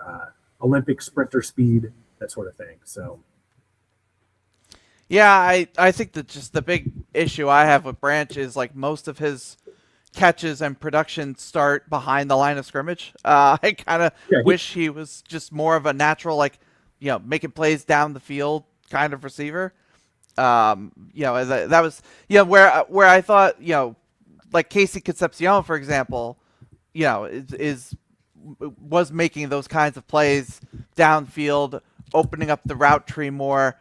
Guys like Branch have been kind of more of these like gadget receivers.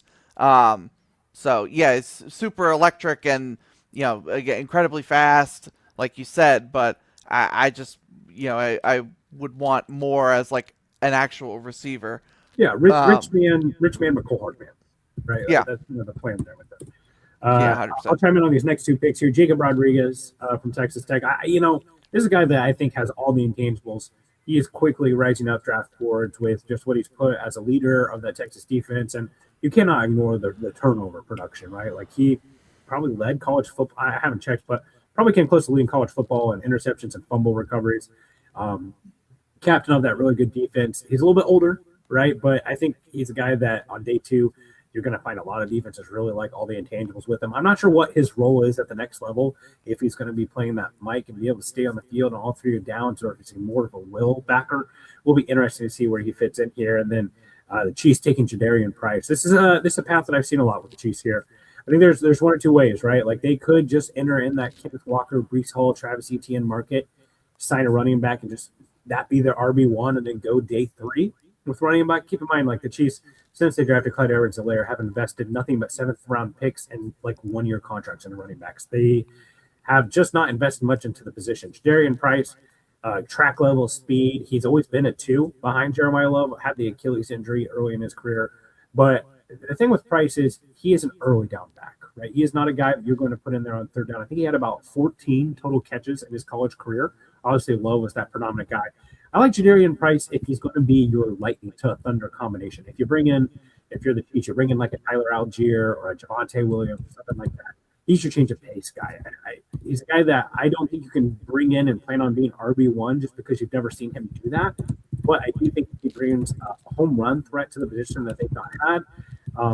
Again, I like guys that are a little bit more zone orientated than gap, just because the Chiefs don't run a lot of gap, and Price and Love are a little bit more gap orientated. But overall, I still really like the fit. I think it makes a lot of sense, and this is probably the area that you expect the Chiefs to address running back. Yeah, I mean, I'll keep it simple. I like Jadarian Price at 74 more than I like Jeremiah Love at 9.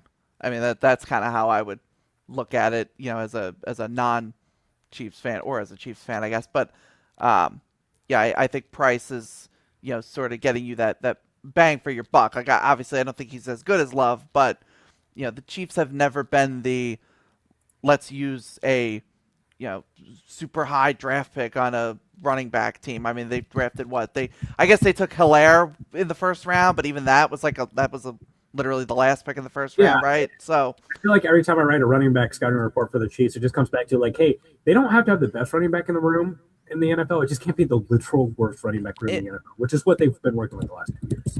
Right. Like, yeah. And I mean, this is a team that, took Isaiah Pacheco as a UDFA and made him into a, solid contributor in the offense. So like, you really don't need a Jeremiah Love to make it work when you have literally Patrick Mahomes. Emil Wagner to Miami, was that the pick? Man, we're getting some choices. Yeah, Emil Wagner, listen, it's kind of ironic he goes to Miami, because that was when he played Miami this year, was when I decided there's no shot that he's going to be a top pick for me. That Miami, I listen, I understand it's Ruben Bain, and I love Ruben Bain, and Ruben Bain is a menace to any offensive tackle he plays, but that tape is rough to watch. He gets absolutely just turned inside out, disoriented, and lost on multiple plays in that game. And obviously too, like, that was week 1, against this elite pass rusher. So like, I'm not gonna like say that that one game defines everything about Emil Wagner, but I think it does show that like there's a he lacks power. He lacks a natural anchor. He's not the biggest offensive tackle in the world. He's got good height and good athleticism and good arm length. But he is going to really, really, really struggle with powerful pass rushers. And in the NFL, there's multiple pass rushers that have the power of a Ruben Bain. So Emil Wagner, to me, not somebody I would take in the top 75. And I suppose, like, again, that athleticism bodes well in a that zone kind of offense that we would anticipate that Miami's going to have with whoever winds up being their offensive coordinator. But I would not be thrilled taking Wagner top 75. I feel like day 3 is like that's the like middle of day 3 is like where I would take Wagner and potentially develop him into a so good Anthony, out of the tackles that are left, do you have day 2 grades on any of these guys, like Blake Miller, Bowery, Miller?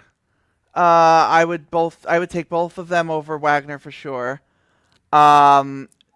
Tiernan is, I think, a better prospect, but the debate is he an offensive tackle? that's kind of an issue. What about in Blake terms of- Miller? Is he I already taken? I would have taken Blake Miller there if I was I going to think go Blake offensive Miller's tackle. yeah, I think he's got a chance to be that second round tackle. He's got some of the best feet of any tackle. Like you're talking about Isaiah World compared to Blake Miller, I'd take Blake Miller. Right? I agree, and I was not coming into the year. I was very low on Blake Miller. Like full disclosure, I had him as like I thought he was a day 3 tackle, and then this year I actually think he improved. He got more powerful and didn't look as weak and get pushed around as much as I thought he was last year. I still think he is not the strongest offensive tackle you're ever going to see, but it's certainly better than it was. And yeah, the athleticism, he's got 35-inch arms. You talked about the footwork. Like, again, in that scenario, I would have preferred Miller over Wagner there. But who are some of the other players that are left here, just overall? They took Garrett. Oh, the Steelers took Garrett Nussmeier. I didn't notice that. So this feels like what the Steelers are gonna do. Like maybe not necessarily like Garrett Nussmeier, but taking a quarterback in one of these day 2 picks. And we'll obviously see who winds up being the head coach, but this kind of feels like the Steelers' plan of action is, assuming you miss out on Ty Simpson, and who knows if he'll be there, and even if they would want him. But taking a quarterback on day 2, potentially to even just compete maybe with Will Howard for that starting job week 1, and then you could also have a veteran in that competition as well that you sign in the offseason. I don't think Rodgers is coming back. So you kind of figure out what the quarterback competition is going to be, and then if it doesn't work out, like try to get yourself in a position to take one high in 27. But I think Nussmeier, he's had a rough year, but at the end of the day, he probably still is worth a day 2 pick, because he did flash, some really high level, I think, things that, you want out of a potential NFL quarterback. I do think he sees the field well, doesn't turn the ball over a lot. The arm, it's not the strongest, but it's fine. I think he just got really dinged up this year, and that showed. And that led to also just some uncharacteristic throws that he made, and I also don't think he really had a fantastic supporting cast either. But yeah, there's definitely like a day 2 potential starter down the road with Nussmeier. I just don't think he's like, this is honestly probably the highest I would take him in the real draft. Nice string of picks here. Christian Miller going this late to the Colts kind of feels like that Grover Stewart replacement, right? I feel like he's that second realm of defensive tackles with Dominic Orange. We talked about Lee Hunter, those guys who like is a difference maker, interior defender. Obviously, run defense first. You get Skylar Bell from UConn, a guy that I think will be a darling of a lot of draft community people as far as just his ability to move in space. And you get Max Clare, who ironically I have his all 22 up in here in the next tab. He's the guy I'm writing up right now because I just want to take a look at him. Dalton Schultz is like what I see when I see Max Clare, right? Like an average to maybe slightly below average blocking tight end, but pretty good in the intermediate area, decent yak, not overly explosive. Don't really see a ton of down the field work for him, but he's a guy who's going to be able to chip and block, get out. He's a low end tight end 1, high end tight end 2. That's what I see from him. Nice little string of picks there, though. I think all those are great fits. Skylar Bell, you get your twin towers there with Drake London and him. And then you got this, obviously you got Kyle Pitts there too if they're bringing him back. Yeah, I think Miller and Bell are really solid values. Miller in particular, I would have, if you would have taken Miller like top of round 2, I would have been totally fine with that. So getting him at, what is that, 78? I think that's a fantastic pick for the Colts. Max Clare going to the Ravens. They took another. Did the Ravens take a receiver earlier? Right? I thought they did. I forget. I'm trying to remember who the Ravens took before. Yeah, they took Bernard, right. So, yeah, in this scenario where you add Bernard who, can kind of be that, that secondary option to Zay Flowers, now you're adding Max Clare who, is very much, a solid athlete at the tight end position. I think he can win downfield. He can attack the seam. But also has, I think, solid feel for zone coverage. He's probably like the, one of, if not the best, just like pure receiving option at the tight end position that we're going to have in this class. I think this is what the Ravens should have been doing for a while now is like beefing up the weapons around Lamar Jackson, and not just relying on Lamar Jackson to make, throws to random, the Rashad Batemans of the world and 37-year-old DeAndre Hopkins or however old he is now. This is kind of what the Ravens should be doing. I think it's just adding more. Like Mark Andrews is, not what he was. Isaiah Likely is fine, but I think at the end of the day, he's still a tight end too. So I think Claire, beefs up that receiving core that Lamar Jackson, I think, needs to have a more potent passing attack. And then these are two really good safeties. Zakee Wheatley, a bigger safety, 6'3", 198. He's going to be more of that, that it's help Steve Bisciotti to hire me. Yeah, man, listen, if Steve Bisciotti gets you a job, Dom, I'll be a Ravens fan. How about that? Genesis Smith, Zakee Wheatley is a bigger safety. I think he's solid in coverage. Minnesota, I think, also took a corner in this draft. So again, just beefing up. You're losing Harrison Smith, so you need some help on the back end. So Wheatley makes sense there. And Genesis Smith, I think, is another excellent value at 83. I absolutely, if you took him at 41, I wouldn't have had any issue with it. He is a really good, another rangy safety, but has good size too. I think he's a top 50 player. I think what we're going to kind of run into probably in the real draft is, there are really, really good safeties and linebackers that deserve, from a talent perspective, to go in the top 50, but they're not going to because that is not the value. The positional value doesn't warrant, 5-6 safeties going in the top 50 or multiple linebackers going in the top 50 or whatever. So, I think that, but in terms of, again, just in terms of the player and in terms of the skill that they have, Genesis Smith is a hell of a pick at that spot.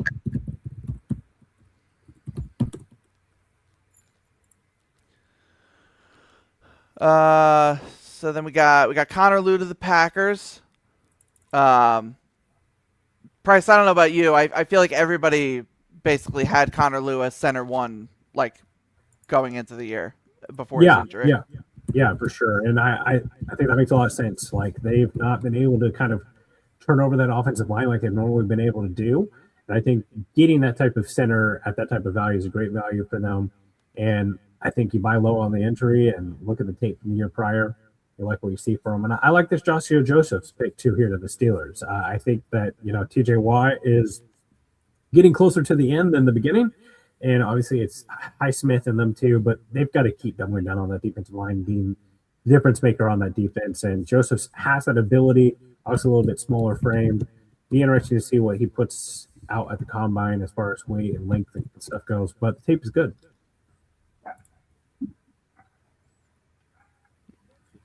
Man, great. Another solid pick. Dom is putting in his candidacy to be the general manager of one of these teams that needs one. Keontae Scott, man, maybe first round in terms of just like fun to watch. Like he is just so fun. His ability at the line of scrimmage to, he can blitz, he can read quick passes, he can defend the run so well. We saw that interception in not. I forget who they played in the playoff where he had that interception at the line of scrimmage. State. Ohio State, right? Yeah, and it was the pick six. But like he is just so solid. Just around the line of scrimmage is where he's going to operate. But he is going to be wildly successful. Whatever he's doing. He's a nickelback. Right. He'll be in the slot. Oh, you mean like play every freaking down? Right. And, Yeah. like, Exactly. a guy who just blows up. Like how many times? Like I'm wearing my FTN shirt here. I chart all 22 for FTN fantasy, and like I chart the passing game. And the amount of times that the RPO swing pass is like instilled in like every passing game in the NFL right now is insane. And Keontae Scott just blowing that shit up from the behind, just like that's what you need. Those type of like math changers in the run game and in the yak game is so important right now. And you see what players like this like are doing. Like obviously much different build, but Nicky Manwari, the impact that he's having on that defense. You look at players like Trent McDuffie, guys like that, those power slot guys who are able to be difference makers. The slot is where some of the best players in the NFL run out of now, right? Jamar Chase, those guys, Justin Jefferson, they run out of the slot. You get a guy who can cover out of there and still be an impact run defender, be close to the line of scrimmage. It's incredibly important, and this cannot happen. The Chargers cannot get Keontae Scott. Can't let it happen. Yeah, I know they're not the same exact player, but just the idea of Derwin James and Keontae Scott just both just operating all over the play wherever they want, basically, in the Chargers defense. And I know obviously like Jesse Minter's gone now, but I'm sure that they'll find someone who is very capable of running a strong defense. And man, like those two together is just gonna wreak havoc on basically every person that tries to attack the middle of the field and tries to operate in the quick passing game. You have fun with that because they are just both just animals. Okay, yeah, we're still waiting for Miami. Are there any other picks that were worth talking about that we haven't? I'm sure we missed. Derek Moore. Yeah, Derek Moore to whoever it was. Oh yeah, and Oscar Derek Delp Moore, to the Texans. Delp, Will Lee. I don't know that we talked about any of them. I mean, I could talk about Delp. Delp is interesting because I genuinely think Delp is going to wind up as my tight end 2 or 3. Come when I finalize my big board. And if you look at his production from this year, I think you would be like, why would he be your tight end 2 or 3? I genuinely believe like Georgia's offense really just did not utilize him in the way that they should have, and I'm sure some of that is on him because like Brock Bowers was plenty productive when he was there, and they sort of kind of filled the same role in that offense, but at the end of the day, like the Georgia passing attack was not the strength of that offense, and Delp is just such a great athlete. He makes fantastic after the catch plays. His ability to outrun people, break tackles, make guys miss, like he does that at such a high level for the tight end position. So I think he's a nice fit too with the Texans. I think he's a good addition there. We've got Tacario Davis going to the Dolphins. Another man. Some of these picks, maybe I'm off. Maybe I'm out of touch. Which ones? Tacario Davis. I listen. I love me a big corner. Long arms. He's 6'4", 200 pounds, I think. Like, I love the physical traits. I just do not think the tape warrants a day 2 selection. I think he showed, he is stiff. He is not he's not very fast. He doesn't really have great recovery speed. Um, again, like he has the long arms, so like he can play the ball well. But I think I think in zone coverage, he can get lost sometimes. I would not, again, I think there's just other corners that I probably would have, gone for in that spot if I was even going to go for the corner position, which I guess the Dolphins should because their secondary is atrocious. And then But you're up for the 49ers at pick 92. I am. Who have I taken? I've taken Lomu and I've taken somebody else. I'm going to help you. I took. Cisse. Oh, that's right. It was the group pick. Okay, I do feel like they should take a wide receiver at some point. Malik Benson also going. Who are we looking at here? If you could scroll, Ted Hurst is an option. He's actually a nice pick here. I think you kind of have to consider like, Brandon Ayuk probably doesn't come back. You have Pearsall, but I think you're looking for, that more of that X guy that can win down the field. Bryce Lance is there, staring me in the face. We can. You know what? Yeah, let's do Bryce Lance, and I will make a justification other than just I love Bryce Lance. I think not only does Lance, so Lance is a 6'3", 209-pound receiver, like can win down the field vertically. He's probably gonna run like a mid 4.4 in the 40.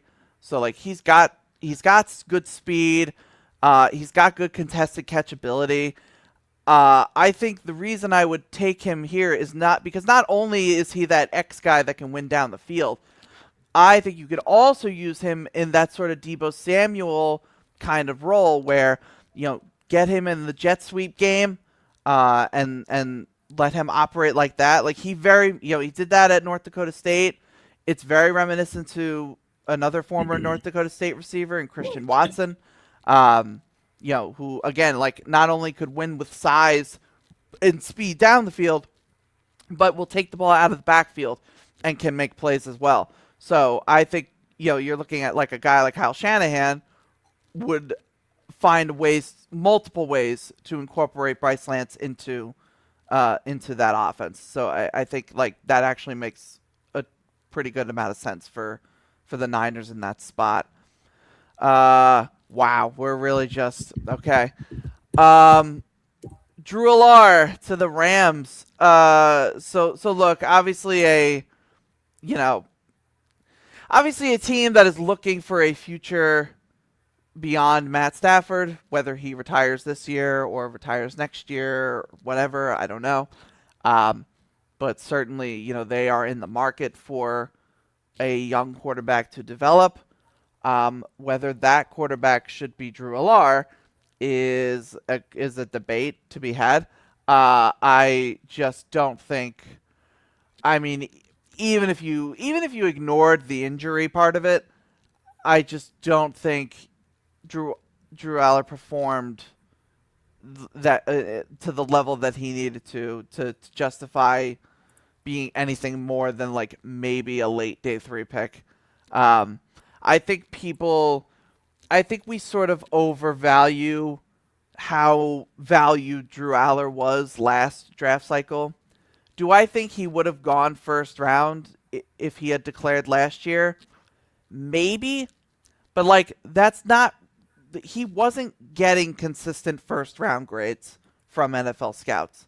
So there is a reasonable chance that like he would have gone in sort of like the Tyler Shuck range of like early to mid round 2.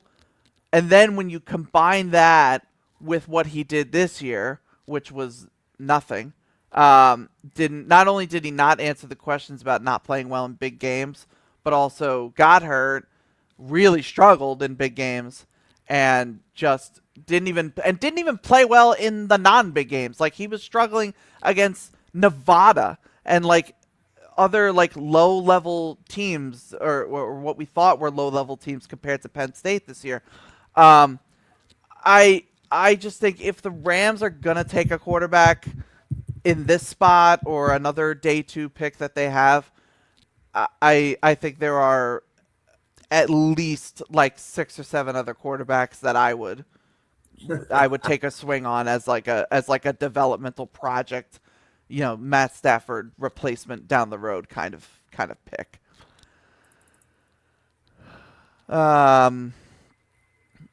Okay, where are we at pick wise? We're at like 97 or something. Yes. So we're in comp pick territory. Cool.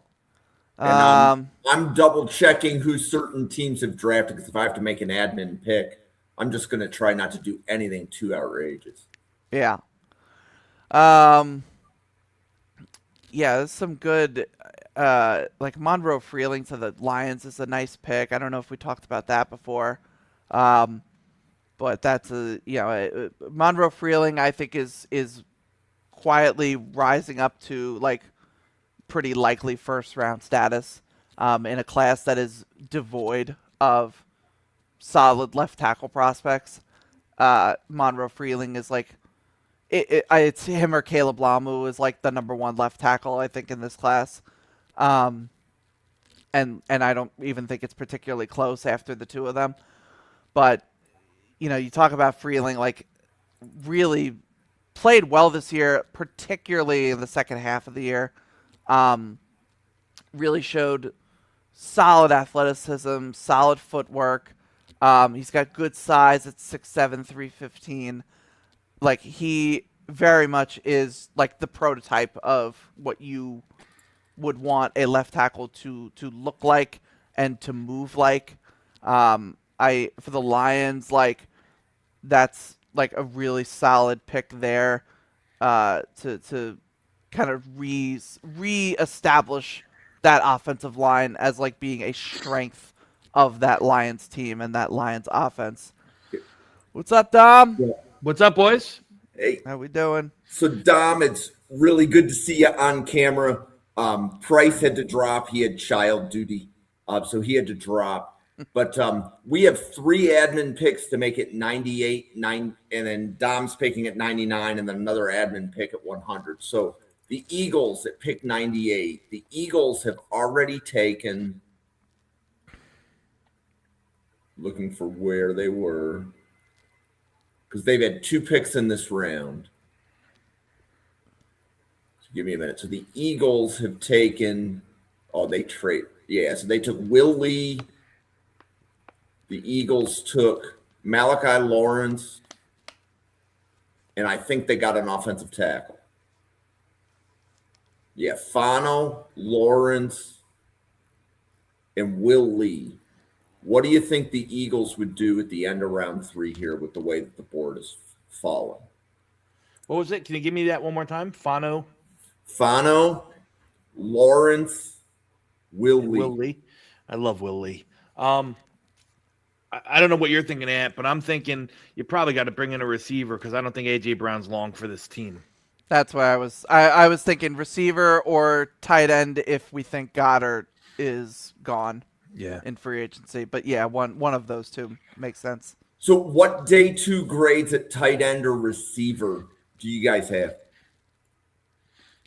I only have one. Well, I have a late day 2, early day 3 on Eli Stowers, but I don't know if he's going to be the type of tight end that they're going to utilize there. Yeah, I mean, I'm a Ted Hurst fan at this spot. Oh, yeah, me too. Absolutely. And I'm trying to. None of the other receivers are. I mean, I think Antonio Williams. I also have him in this round. Yeah. In this area, but he was taken about a round earlier. He went to the Rams. Awesome. Yeah. Ted Hurst. I'm game with that. Okay. Cool. Yeah. And I think he's a perfect, boundary X prototype that will take the place of AJ Brown. If Brown's not on the roster. Right. And Dom, you've been cooking for the Steelers. So your Steelers draft so far is Joshua Josephs. I think you took Garrett Nussmeier Yep. and Chris Bell. Mm-hmm. Was that your Steelers draft, or did I? Yes, And that was me. and Colton Hood in And round Colton 1. Hood first. And I'm going to finish it up here with, you know what? I'm going to, I mean, I don't know who the coach is going to be, so I'm going to assume it's, in this case, I think Shula's probably the favorite. And I think Shula will probably keep that odd man, 3-4 principle. So I'm going to go back to the linebacker room. Give me Jacob Rodriguez. Give me the early down. Oh, he's already been taken. Oh, all right. Well, don't give me Jacob Rodriguez. I didn't really want him. But I like the thought. Yeah. I mean, Kyle Louis out of Pittsburgh is too small. I'm trying to think of my kind of early down mics I got here. Lander Barton is not the guy I want. All right, let me look elsewhere. I can't. Any thoughts, Anthony? That is like way LT Overton would be a decent odd front edge, right? Do you have a day 2 grade on him? I do not. Okay. I've got like a late 4th, early 5th round on Overton. I was gonna ask if Deontay Lawson interested you, or if you think he doesn't quite fit. No, Deontay Lawson probably fits. He just might be I think he might be a hair small. Yeah. They're middle guys. I'm trying to, I think that the 230 is the absolute floor. Lander Barton is the good fit, but I don't know if he's playing. I guess maybe he is, but this is too early for him anyway. I'll go a different route. I'm going to venture to the offensive line. Who knows what's going on with the left tackle there? I know obviously they drafted Fontenot at the right tackle. He seems to be fine. The left tackle, why is his name drawn a blank? Broderick Thomas. Broderick Thomas, yeah. Don't know if he's going to last. So I'm looking at my board. Now, I have my highest rated tackles that I have left. Well, I have Carter Smith, but he went back, so I got to take him off the board. Blake Miller, I have Blake Miller got drafted by Miami a few picks ago. Cage Casey I have, but I think he's probably going inside at the next level. Yeah. Caleb Tiernan is probably a swing guard or tackle. But he's got the size to last outside, and I think I like the run blocking abilities that he does have, and even though it comes and goes, his power, he definitely can be a little bit of a people mover. So give me Caleb Tiernan for the Pittsburgh Steelers. Okay, and then the last pick is the Jacksonville Jaguars at pick 100. So Mr. Irrelevant of a 3-round mock. The Jaguars got Brazel in round 3. The Jaguars, they have a... I think you skipped one. Do they have 3-round 3 picks? And Yeah, I think you went past. Derek Derek Moore. Moore. Okay. So they got Derek Moore and Brazel in round 3. And then in round 2, they got Brian Parker Jr. So offensive line, followed by wide receiver and edge. I know what I would do. Yeah, I'm trying to think if it's. What are your suggestions, Don? One of Kalen Rutledge or Jake Slaughter. And so you want to go offensive line again? I continue to pump in the interior of that offensive line, exactly. Okay. I was going to ask, what's their linebacking room like? I don't think it's great. No, they have to re-sign. Hang on 1 second. I'll pull it up. Which linebacker are you thinking that you have a round 3 or day 2 grade on, Anthony? Well, we could revisit Lawson potentially. Yeah. I think potentially. Did Aiden Fisher go yet? He is not. He is available. He's Yeah, an option. I don't have this high of a grade on Aiden Fisher. I think I think the Aiden Fisher on the Indiana defense was a really nice player. I think the Aiden Fisher, the prospect for the NFL, is a little bit stiff. Probably not as athletic as you're gonna need to really last. So linebackers Devin Floyd and Foye Okulokun. Yeah, right. Okay. They drafted Jack Kaiser last year. I think you can listen. I mean, I think you can go safety. They have Caleb Ransall coming off of that Liz Frank. You don't know what he's going to be. Antonio Johnson, who they're playing at strong safety from Texas A&M a couple years ago, hasn't really turned the corner. No. Andrew Wingard, their free safety is kind of he's getting a little bit long in the tooth. So I think safety's in play. If you want to bring in, Who do you have a day 2 grade on? Like Bishop Fitzgerald might be of what position? I'm sorry, safety. I don't know who's left. I would say either. Potentially, you could take Kyle Lewis because he can kind of be like a hybrid linebacker safety, or I like Lewis Moore from Indiana. I know I'm throwing out Hoosiers now repeatedly, but I actually think like I feel better about Lewis Moore as a value here than I do Aiden Fisher probably. Yeah. So two guys I would think of. I don't know if they're gone though. I can't see your Okay. Kamari Ramsey. Yeah, he's gone. Yeah, he went off. Long gone. And Zakee Wheatley went off round 2 or 3. Yes. They were the only two guys that I would have in this kind of vicinity at safety. So I'm fine with I'm fine with what Anthony wants here. The Indiana boy.